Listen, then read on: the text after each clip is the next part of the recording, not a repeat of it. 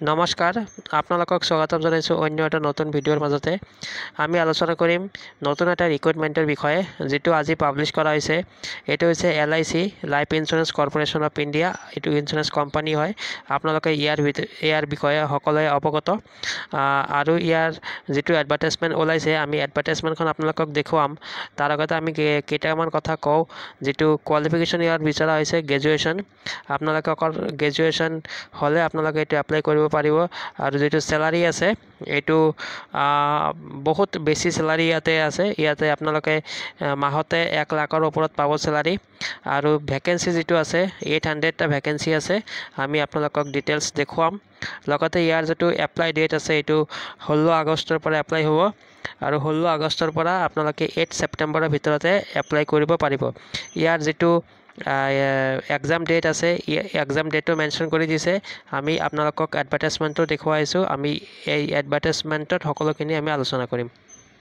চাওক আমি এডভাৰটাইজমেণ্টটো ওলাই লৈছো ইয়াতে যদি চাই আপোনালোকে LIC ইয়াতে life insurance corporation of India recruitment assistant administrative officer AAO জেনেৰেলিষ্ট তো ইয়াতে দুটা ডিপাৰ্টমেণ্টৰ কথা আছে এটা জেনেৰেলিষ্ট পদ আছে আৰু এটা এছিষ্টেণ্ট ইঞ্জিনিয়াৰিঙৰ পোষ্ট আছে আমি অকল জেনেৰেলিষ্ট যেটোৰ কাৰণে গ্ৰেজুৱেশ্যনৰ প্ৰয়োজন হয় এটো আমি অকল আজি ডিসকাস কৰিম বা আলোচনা কৰিম আপোনালোকে যদি চাই জেনেৰেলিষ্ট যেটো পদ আছে ইয়াতে 350 টা ভ্যাকেন্সি আছে আৰু আপোনালোকে যদি চাই ইয়াতে SC ৰ কাৰণে 51 ভ্যাকেন্সি ST ৰ কাৰণে 22 আৰু ব্যাকলগ ভ্যাকেন্সি আছে 28 টোটালি 28 OBC ৰ 91 EWS ৰ 38 তাৰ পিছত ইয়াতে আনৰিজাৰ্ভৰ 142 তো টোটাল 350 টা ইয়াতে ভ্যাকেন্সি আছে তো আমি যি দৰকাৰ বস্তু আছে আমি এপ্লিকেশন ফিস চাম এজ চাম লগতে এক্সাম প্যাটাৰ্নটো আমি চাম লগতে এক্সামৰ ডেটখিনি আমি চাম তো আপোনালোকে ভিডিঅ'টো হেকলৈকে চাবলৈ চেষ্টা কৰিব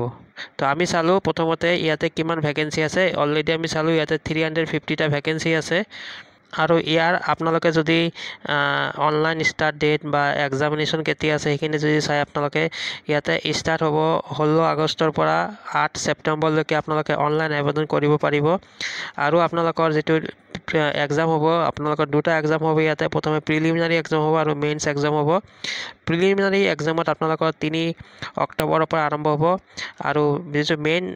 এক্সাম আছে এটো আৰু ইয়াৰ যেটো এজ এলিজিবিলিটি আছে এজ ইয়াতে আছে মিনিমাম আপোনালোকৰ 21 ইয়াৰ্স হ'ব লাগিব আৰু ম্যাক্সিমাম 30 ইয়াৰ্স হ'ব লাগিব আৰু আপোনালোকে জানে SC ST OBC কাৰণে এটো এজ ৰিলেক্সেশন আছে SC ST কাৰণে 5 ইয়াৰ্স OBC কাৰণে 3 ইয়াৰ্স তো এইখিনি আপোনালোকে চাই লব লগতে আপোনালোকে এইখিনি চাব এডুকেশ্যন কোৱালিফিকেশ্যন ফৰ জেনেৰেলিষ্ট যেটো ভ্যাকেন্সি আছে bachelor degree in any discipline from a recognised Indian university বা ইনষ্টিটিউশন তাৰমানে আপোনালোকে অকল BA পাছ হলে আপোনালোকে বা BA BSc যি কয় গ্ৰেজুৱেশ্যন হলে আপোনালোকে ইয়াৰ কাৰণে এপ্লাই কৰিব পাৰিব আৰু মই যেটো অলপ আগতে কৈছো ভিডিঅটো আৰম্ভ কৰাৰ সময়তে স্যালাৰি 1 লাখৰ ওপৰত হ'ব ইয়াতে আপোনালোকে যদি চাই বেসিক পে ইয়াতে আছে 88,635 আৰু গোটেই কেইটা মিলি আপোনালোকৰ যেটো নেট স্যালাৰি ইয়াতে হ'ব ইয়াতে দিয়া আছে 1,26,000 ঠিক আছে 1 lakh is a service condition the service condition will be applicable as per the prevalent rule of LIC from time to time the advertised posts are regular আৰু এটো ৰেগুলাৰ হয় আপোনালোকে এবাৰ যদি ইয়াতে জয়েনিং কৰে আপোনালোকৰ চাকৰিটো ইয়াতে ৰেগুলাৰ হ'ব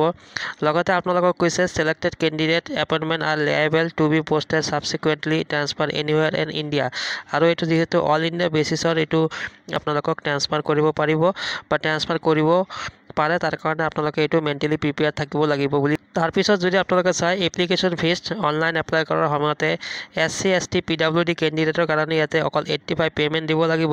লগতে আদাৰ্স ক্যান্ডিডেটৰ কাৰণে ইয়াতে 700 এটা পেমেন্ট দিব লাগিব যেতিয়া আপোনালোকে অনলাইন এপ্লাই কৰিব আৰু ইয়াৰ সিলেকশন প্ৰসিডিউৰটো কি হ'ব প্ৰথমতে প্ৰিলিমিনাৰী এক্সাম হ'ব তাৰ পিছত মেইনছ এক্সামিনেশ্যন হ'ব তাৰ পাছত আপোনালোকৰ ইয়াতে ইন্টাৰভিউ হ'ব তো গতিকে আপোনালোকে যদি চাই প্ৰিলিমিনাৰী এক্সাম আপোনালোকৰ প্ৰথমতে আৰম্ভ হ'ব যত আপোনালোকৰ 100টা কোৱেশ্চন থাকিব লগতে 70 মাৰ্কৰ হ'ব 100টা কোৱেশ্চনত 70 মাৰ্ক থাকিব আৰু 1 ঘণ্টা টাইম থাকিব আৰু এটো এক্সাম অনলাইন হ'ব লগতে আপোনালোকে মেইনছ এক্সামিনেশ্যন যাব যদি চাই প্ৰথমতে আপোনালোকে প্ৰিলিমিনাৰী এক্সাম হোৱাৰ পাছত আপোনালোকে মেইনছ এক্সাম দিব লাগিব। আৰু এটা যদি পইণ্ট আপোনালোকে চাই ইয়াতে লিখিছে there will no' negative mark, মানে ইয়াতে কোনো নেগেটিভ মাৰ্ক নাই। আপোনালোকক ৰিজনিং আছে, কোৱান্টিটিভ এপ্টিটিউড, লগতে আপোনালোকৰ ইংলিছ ছাবজেক্ট আছে। ইয়াতে আপোনালোকৰ কোনো নেগেটিভ মাৰ্ক নাই। লগতে আপোনালোকৰ মেইনছ এক্সামিনেশ্যন হ'ব। মেইনছ এক্সামিনেশ্যন আপোনালোকৰ প্ৰথমতে ৰিজনিং হ'ব, জেনেৰেল নলেজ বা কাৰেণ্ট এফেয়াৰ, তাৰপৰা data analytics, insurance and financial মাৰ্কেটৰ পৰা কুৱেশ্যন সুধিব। ইয়াতে টোটেল 120টা কুৱেশ্যন থাকিব আৰু 300 মাৰ্ক থাকিব, লগতে 2 ঘণ্টা টাইম থাকিব। তাৰপিছত ইংলিছ লেংগুৱেজৰ এটা টেষ্ট হ'ব, আপোনালোকৰ ডিছক্ৰিপটিভ পেপাৰ হ'ব, আৰু এইটো হ'ব বেচিছত কমিউনিকেশ্যন স্কিলছ। তাৰপিছত ইমেইলছ, ৰিপৰ্ট, চিচুৱেশ্যন এনালিটিক এণ্ড প্ৰেচেছ ৰাইটিং, ইয়াৰ ওপৰত আপোনালোকৰ কুৱেশ্যন থাকিব। 2টা কুৱেশ্যন থাকিব, 25 মাৰ্কৰ হ'ব। ঠিক আছে, তো ইয়াতে মিনিমাম কোৱালিফাইং মাৰ্কবিলাক দিছে ইয়াতে। তো এইখিনিয়ে এটা আপডেট বা এইটো ৰিকুৱাৰমেণ্টৰ বিষয়ে জনাবলৈ মই ভিডিঅ'টো প্ৰস্তুত কৰিছোঁ। আপোনালোকে এবাৰ এই এডভাৰটাইজমেণ্টটো ভালদৰে চাই ল'ব। LICৰ অফিচিয়েল ৱেবছাইটত আপোনালোকে এইটো পাই যাব। আৰু আপোনালোকৰ কাৰণে এইটো এটা গল্ডেন চান্স বুলি আমি ক'ব পাৰি, কিয়নো ইয়াতে আপোনালোকৰ যিটো মাৰ্ক কেৰি কৰিব, ইয়াতে অকল আপোনালোকৰ ৰিজনিং আৰু মেথামেটিক্সৰ মাৰ্কৰ ওপৰত ভিত্তি কৰিহে আপোনালোকৰ মেৰিট লিষ্টটো প্ৰস্তুত কৰা হ'ব, আৰু ইংলিছ লেংগুৱেজটো অকল কোৱালিফাইং মাৰ্ক হিচাপে ইয়াতে ধৰা হ'ব। গতিকে আপোনালোকে যদি এইটো এপ্লাই কৰিব বিচাৰে, আপোনালোকে 16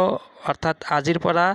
8 ছেপ্টেম্বৰৰ ভিতৰতে এপ্লাই কৰিব পাৰিব। আৰু ইয়াৰ এক্সাম হ'ব আপোনালোকৰ গুৱাহাটীত হ'ব, লগতে অনলাইনৰ যোগেদি এইটো এক্সাম হ'ব। তো আপোনালোকে পুনৰবাৰ মই কৈছোঁ, আপোনালোকে এবাৰ ভালকৈ পঢ়ি ল'ব এই এডভাৰটাইজমেণ্টটো। তো আমি ভিডিঅ'টো ইয়াতে সামৰিছোঁ। Thank you. আৰু যিমান পাৰে এইটো ভিডিঅ' আপোনালোকৰ বন্ধু বান্ধৱীৰ মাজতে শ্বেয়াৰ কৰি দিয়ক।